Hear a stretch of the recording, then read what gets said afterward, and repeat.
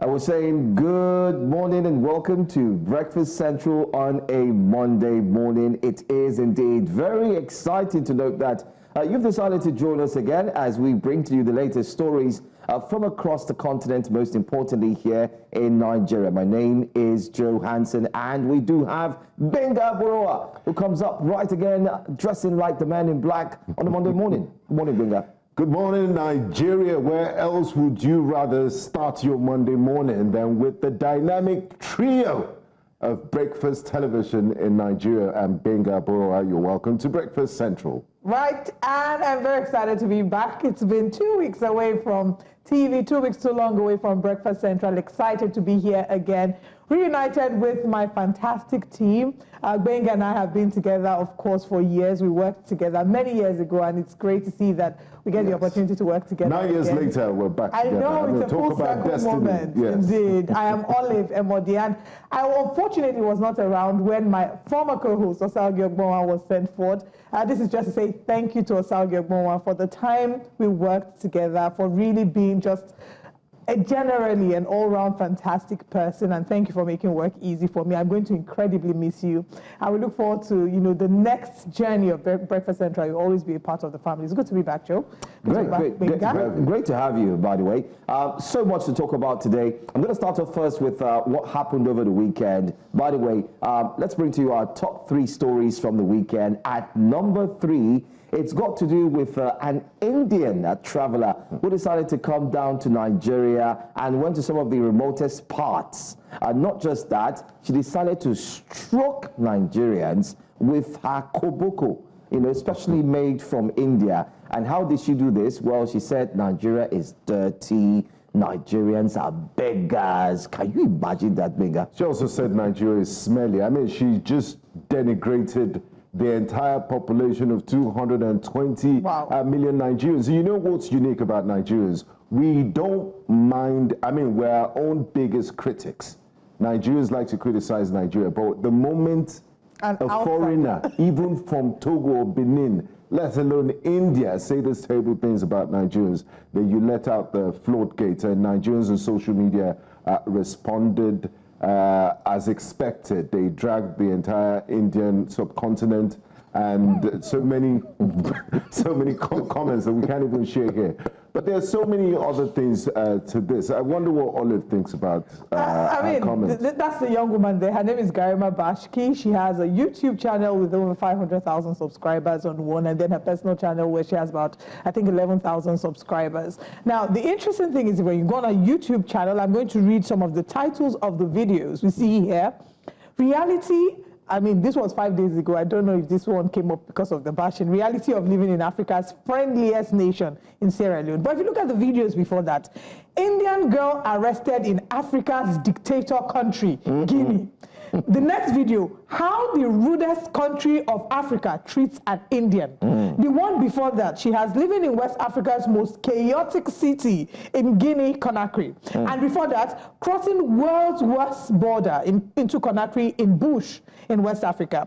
Then the final one here, country of thieves in Africa, don't walk alone in Bissau. And you can see the way she highlights certain words. Here she highlights arrested, dictator, rudest, like she uses bold letters for them, chaotic, worse, thieves. And it just makes me wonder if she really has an agenda. You can see here that she thrives on sensationalism. In this video that is playing, she criticizes this man for allegedly saying that she stole 50,000 naira. What she fails to mention, however, is that there are people in that vehicle that spoke up for her, that challenged the man, that said they were even going to go to the police station. So you never talked about the fact that there are people, Nigerians, stand up for truth, You never talk about the fact that Nigerians speak up for truth when they see injustice. Nigerians speak up for foreigners. We speak up for each other. What she focused on was the fact that there was one man in that car that was acting out of order. We caught the bait from, and I'm glad you did that research by going to a YouTube page and seeing the trends, the sort of sensational words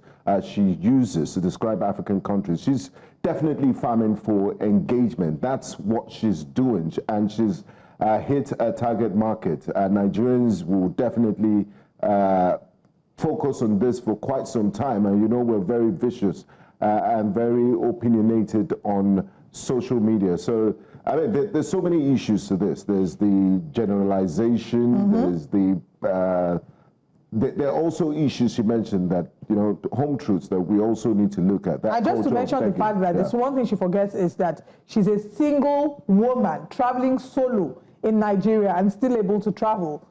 Can a single woman like that be able to boast about traveling around India just like that every time? I mean, it's just like generalizing. India has its struggles. They've talked about how, you know, women are not necessarily considered safe in India because of sexual violence and rape. So it's just using one brush or one broom to sweep. And that's not to say that some of her arguments aren't legit. Yeah. There's some of the things she has said that, oh yes, this is true. Are there people that are begging? Of course, this is a result of poverty. But India struggles with poverty just as much as Nigeria. Exactly. In fact, we've done Olympics. India overtook us. We overtook India on the list, you know, back and forth. So these are just general struggles that countries are dealing with.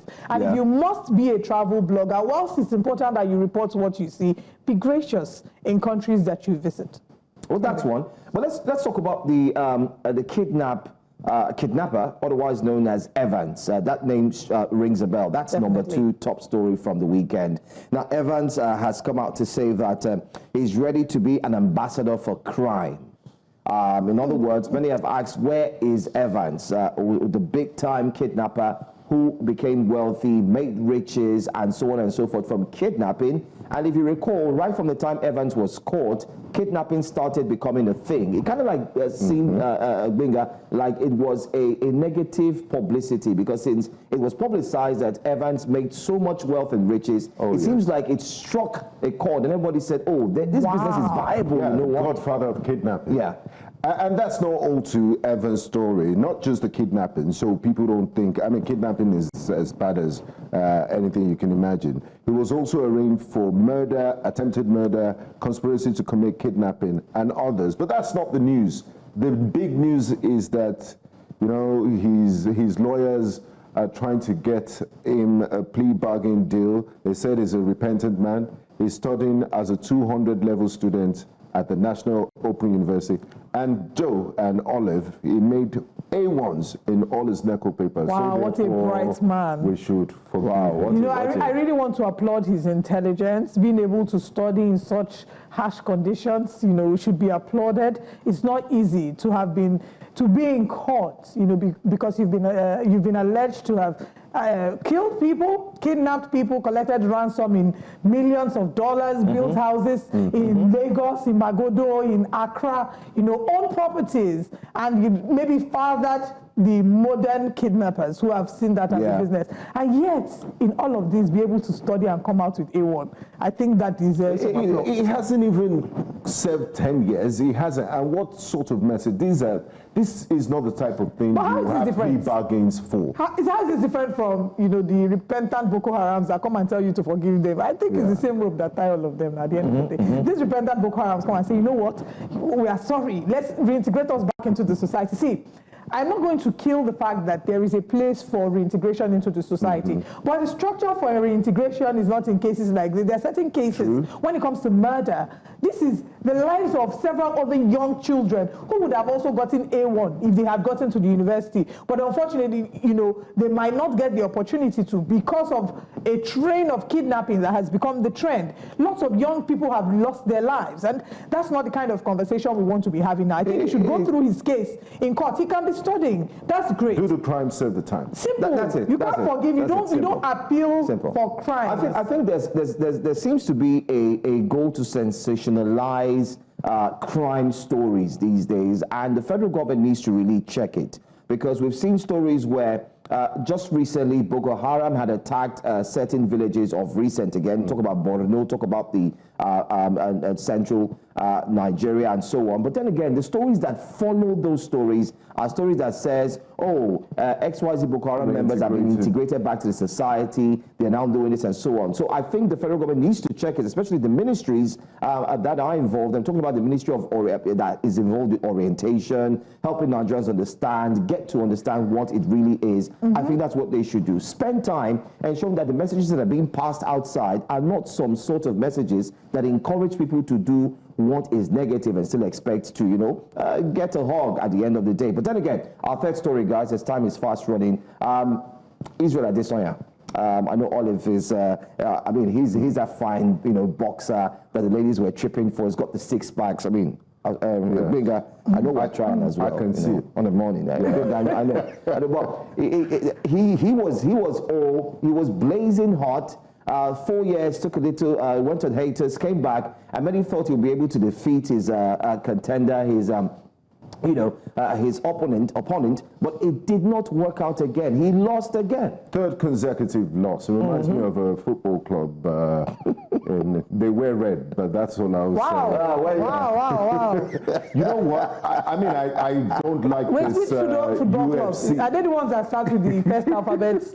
Is that the one you're talking about? Yeah, something. You gotta be careful. Wow. So, you know, I don't even support, I don't like the sports. It's too violent. It's barbaric. I think they should do something about it. But talking about Israel Adesanya, losing 3 games, and you know what makes it sad? It reminds me of a young Muhammad Ali, like he talks tough, you know, all of this, and then they beat you. I mean, at this stage, I think even Olive, if she gets into the octagon with him, Olive might beat him. Yes, I agree. We're rooting for shots Olive. fired. Go. Anyway, those are the top 3 stories from the weekend. Just before we wrap, go ahead. He said the referee ended the game too quickly. You should have seen. I mean, the referee is trying to protect you. Some of these guys have degenerative brain diseases later on in life.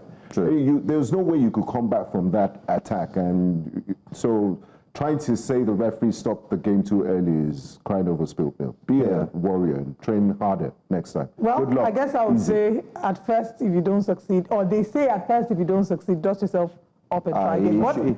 And the third time you don't succeed. He should just leave it. He should enter Nollywood. And do something. Yeah, he's made enough money. Yeah, I mean, age is catching up. The muscles are becoming constricted a bit. I mean, there's nothing. We saw Mike Tyson at 50-something still going for a bout, but even at that, don't forget this fight was held in Riyadh. There are also stories that, you know, it was all about the money and so. But you see, whatever it is, we'll just say, well done, Israel Adesanya. I mean, you rep Nigeria. Well done. You've changed the narrative. People are looking at Nigeria as a very strong country with fine men and boxers. I mean, we find women too, you know. Thank you very much for adding that. But I think also we should, as a nation, try our best to not kick our best when they're on the ground. Because sometimes we have a pattern of, and we've seen it with Anthony Joshua, we've seen it with many other, you know, people in the sporting industry. They're doing well, we're cheering for them. The moment they have one loss, the same people that sang, praise him, help him, they're the same ones that will shout crucify him. So let's do better by not kicking people when they're on the ground. Right? But well done, Israel Adesanya. We look forward to seeing many more feats, you know, or if it's retiring, whatever the case, whatever you choose, Nigeria stands beside you and behind you. But if Lakumi should catch you now, she will beat you. Who's that? Anyway. Lakumi is our producer, one of our producers. All right, guys. That's been the top 3 stories from the weekend.